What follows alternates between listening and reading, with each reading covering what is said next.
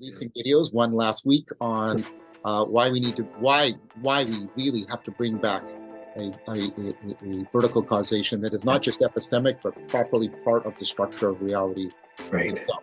And so part of what tell me if this is putting words into your mouth or not, but I think what you're saying is, Kant presupposed that all we meant by causation is this horizontal relation where things are moving each other because he's enmeshed within the Newtonian scientific Cartesian framework, and that all we mean by cause is making something move, right? And and then movement, of course, is dependent on space and time. It can't be ultimate. Cause has to be locked within space and time, but then there's this other notion of cause, which is not making move, but bringing forth. Everything I say can be assimilated into the movement thing because we've been doing it for 4 centuries. But there's the notion of vertical causation that I've been trying to articulate with the axis of emergence and emanation, and the idea that there's a causation that is not about how things move each other, but how things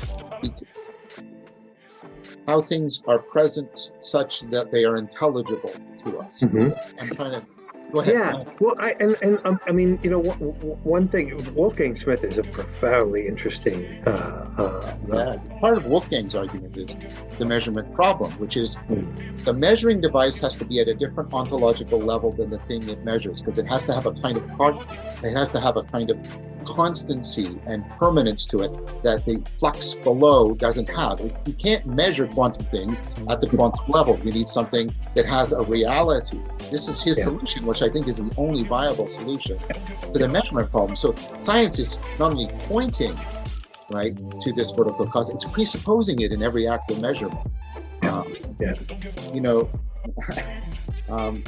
Any physics that is trying to claim that only the bottom level is real is requiring on scientists at a much higher level, reading instruments and making measurements and talking to each other and making claims that could be true. And if that is all epiphenomenal and illusory, then it gives us no license for drawing conclusions about the bottom level.